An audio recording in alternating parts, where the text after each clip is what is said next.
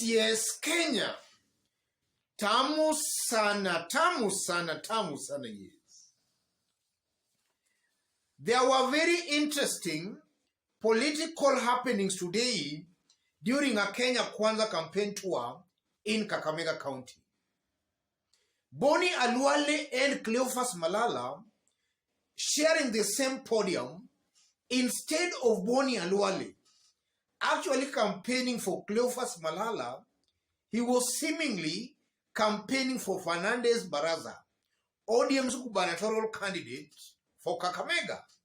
So in this video, I want us to listen into that short clip, after which, as usual here, we are going to dissect it to see exactly what it means politically. Have a look at this. Yes.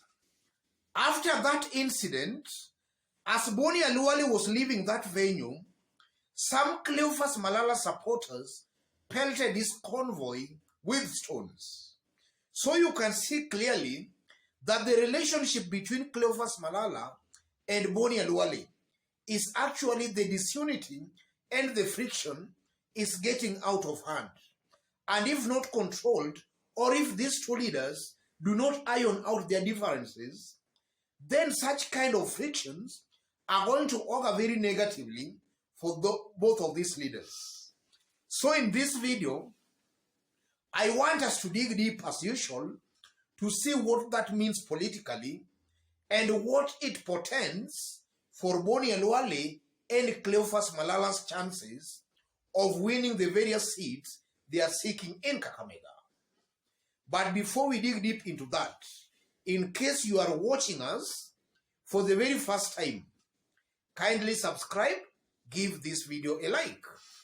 Yes, this is not the first time Bonny Khalwale is seemingly endorsing Fernandez Baraza of ODM.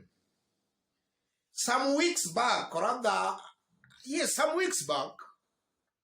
Bonny Khalwale also endorsed Fernandez Baraza. And if you listen to Bonny Khalwale and then you listen to Cleophas Malala, Bonny Khalwale is very reluctant on campaigning for Cleophas Malala. But Malala seems to be campaigning for Bonny Khalwale.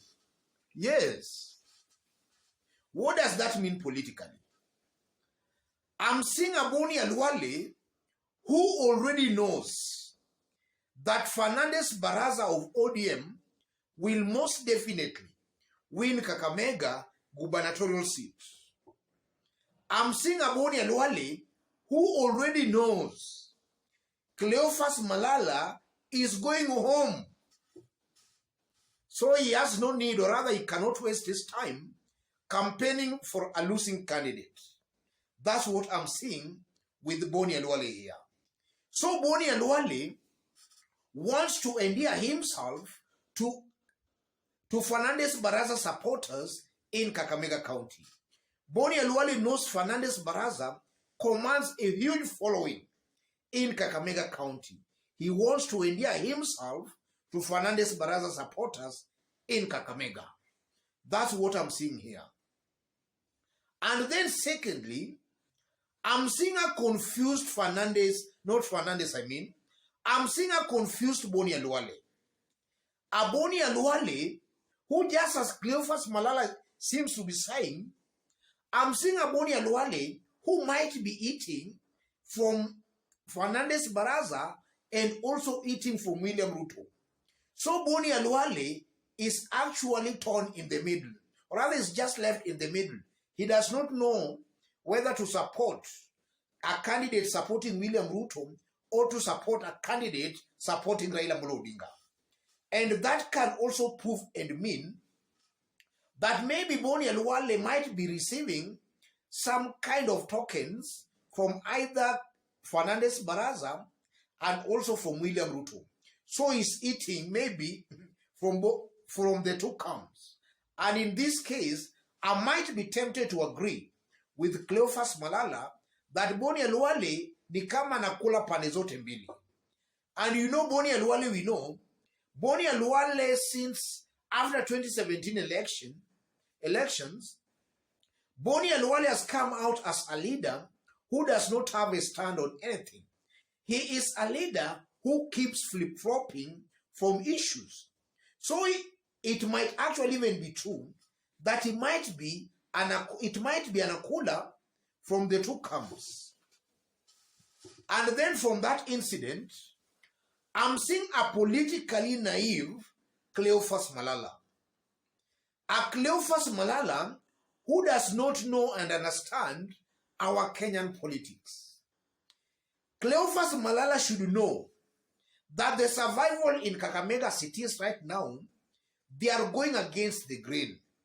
Kakamega is predominantly Azimio and predominantly Raila Amolo Odinga.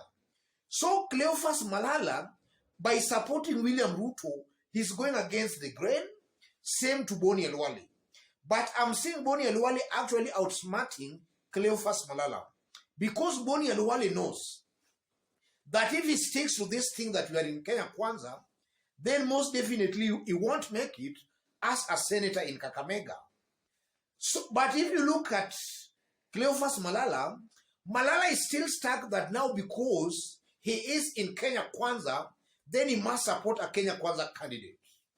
While it's clear, Kenya Kwanza is very unpopular in Kakamega. So because of that alone, I'm seeing an experienced Bonny Khalwale who is clearly outsmarting an inexperienced Cleophas Malala. Malala is still stuck on campaigning for Kenya Kwanza candidates, maybe to please William Ruto. But that is auguring negatively for him. Bonny Khalwale, even though he supports Ruto, he's not bound that he must campaign for a candidate supporting William Ruto.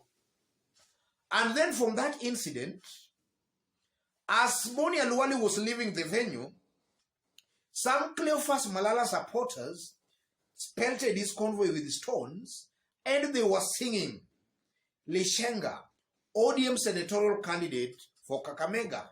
What does that mean?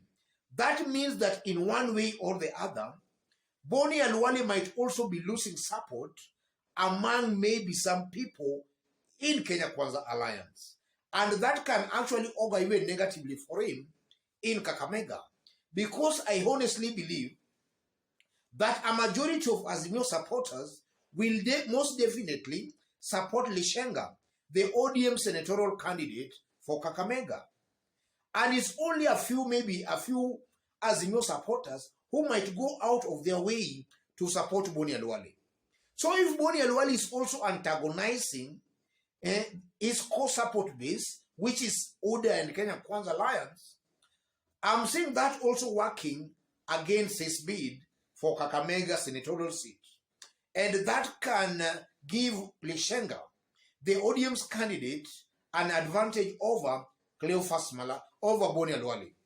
So in one way or the other, as I conclude, I'm seeing if these differences, rather if these divisions are not actually ironed out in good time, Cleophas Malala might end up losing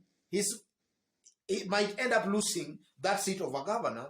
Same to Bonny Khalwale, who might end up losing that seat as a senator. If these maybe differences are not ironed out in good time. Otherwise, ladies and gentlemen, just as I did indicate when we were starting, in case you are watching us for the very first time, and so far you have not yet subscribed, kindly subscribe, give this video a like. And to our fans, our subscribers here, I'm very much humbled, very grateful for the kind of support you are giving me here. God bless you, God bless Kenya. And to any other person watching us outside Kenya for the very first time, drop a comment, let us know from which part of the globe you are watching us from. And if possible again, subscribe and give this video a like. Otherwise, God bless you, God bless Kenya.